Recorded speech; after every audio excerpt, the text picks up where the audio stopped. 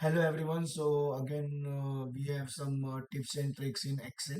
So suppose you have a row user ID and then you are writing, for example, colon. Okay, and then again for second also you are writing colon, and likewise for each and every field, if you are writing after name colon, then manually what you are doing is shifting this column like this to the right hand side like this.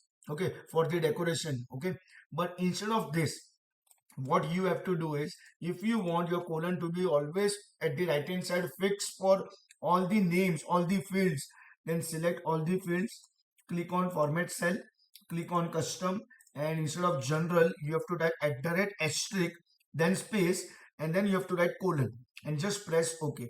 So you all can see all the colons are automatically on right hand side.